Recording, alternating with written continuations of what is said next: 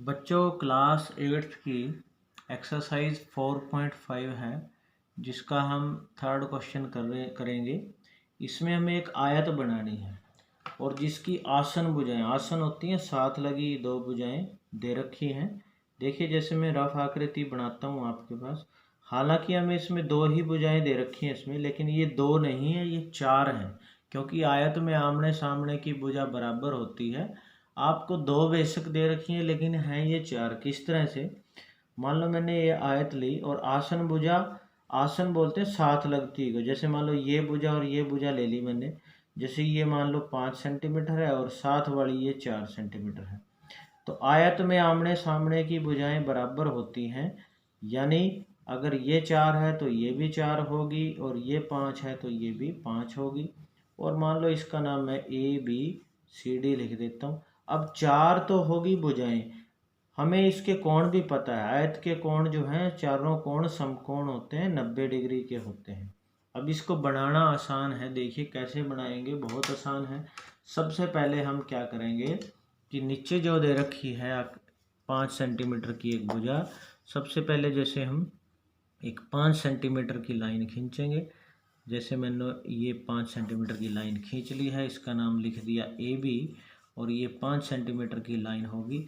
अब यहाँ 90 डिग्री का कोण बनाएंगे, तो बिल्कुल इसी तरह जैसे हमने वर्ग भी बनाया था उसी तरह अब इसमें आयत बनानी है। अब ये हम 90 डिग्री का कोण यहाँ पे, और इस तरह से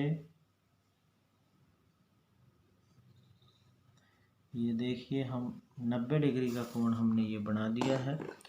और बिल्कुल जैसे यहाँ 90 डिग्री का कोण बनाया है, सेम हमने क्या करना है, इसी दूसरी तरफ भी हमने इसी तरह 90 डिग्री का कोण बना लेना है। ये देखिए इस तरफ भी हम 90 डिग्री का कोण बना रहे हैं। ये हम देखो इस तरह से हमने ये 90 डिग्री का कोण यहाँ पे भी बना दिया। तो दोनों तरफ ये 90 डिग्री के कोण हो गए। आयत के ये कोण समकोण होते हैं, 90 डिग्री के होते हैं। अब आसन भुजाओं में साथ वाली भुजा 4 सेंटीमीटर है, तो अब हम क्या करेंगे, स्केल को 4 सेंटीमीटर नाप लेंगे। देखिए जैसे हम स्केल की सहायता से इस प्रकार को 4 सेंटीमीटर हमने नाप लिया इस तरह से।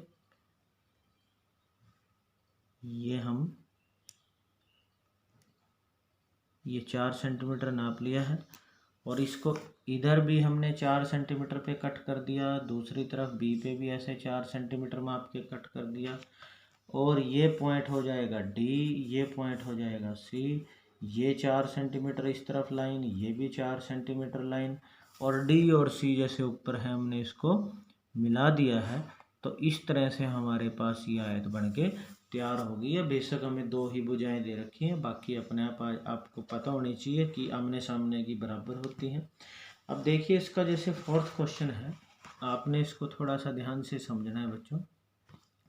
फोर्थ क्वेश्चन में इसमें हमें क्या दिया है कि एक समांतर चतुर्भुज है। मान लीजिए जैसे हम एक समांतर चतुर्भुज, ये मैंने रफ आकृति आपको जैसे बना के दिखाई, ये कोई समांतर चतुर्भुज है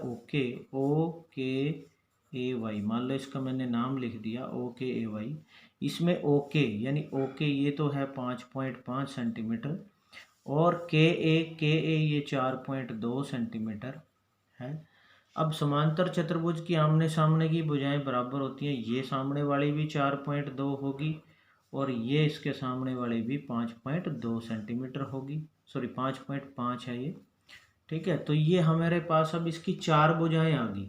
जैसे आपके पास पिछले क्वेश्चन में आयत की भी 2 ही दे रखी थी, हमारे पास ये चारों हो गई थी, ऐसी सेम इसमें। लेकिन आयत में क्या है, हमें कोण भी पता होते हैं कि 90 डिग्री के हैं। इसमें कोण हमें नहीं पता, समांतर चतुर्भुज में हमें नहीं पता होता कि कितने डिग्री का कोण है। अब क्या ये पूछ रहे हैं, क्या यह अद्वितीय है? अद्वितीय वो मतलब क्या हम इसको बना सकते हैं?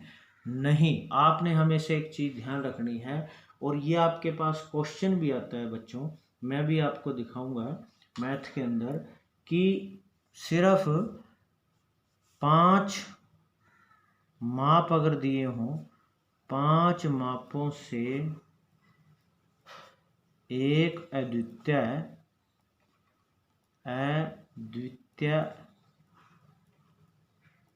चतुर्भुज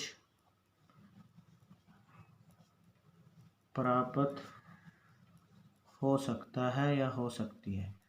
मतलब चतुर्भुज हमेशा कभी तभी बनेगी अगर उसकी 5 माप दिए हों। जैसे इसमें सिर्फ 4 दिए थे, ठीक है, 5वां माप हमें नहीं पता, तो फिर क्या यह एक अद्वितीय है? तो हम लिखेंगे नहीं, यह अद्वितीय नहीं है। क्यों? क्योंकि हमें 5 माप पता होने चाहिए। मैं जैसे आपको आपके मैथ के अंदर देखिए, ये हमारी एक्सरसाइज थी, हमने इसको कर लिया है। आपने ये पांचों पॉइंट भी इसमें ध्यान से पढ़ लेने हैं। जैसे ये 5 मापों से एक चतुर्भुज प्राप्त हो सकता है, तो ये क्वेश्चन भी आता है कि क्या चतुर्भुज बनाई जा सकती है 4 से या 2 माप से? तो नहीं। अब जैसे ये है दूसरा, एक अद्वितीय चतुर्भुज की रचना की जा सकती है यदि 4 भुजाओं की लंबाई और एक विकर्ण, यानी 4 तो भुजाएं होगी, एक विकर्ण, यानी टोटल 4 और 1 5 माप हो गए, तो ये बन सकता है। अगला है एक अद्वितीय चतुर्भुज की रचना की जा सकती है यदि 2 विकर्ण और 3 भुजाएं। देखो 2 और 3 कितने हो गए? ये भी 5 हो गए, तब भी बन सकती है। एक अद्वितीय चतुर्भुज की रचना की जा सकती है यदि 2 आसन भुजाएं और 3 कोण दिए हों, तो 2 और 3 ये भी 5 हो गए, तो तब भी बन सकती है। एक अद्वितीय चतुर्भुज की रचना की जा सकती है यदि 3 भुजाएं और 2 बीच के कोण दिए हों, तो तब भी बन सकती है। 2 और 3 5 हो गया। तो आपने हमेशा ध्यान रखना, अगर 5 माप हों तभी कोई चतुर्भुज बनाई जा सकती है। ये क्वेश्चन आते हैं कई बार, इसको आपने अच्छे से समझ लेना है।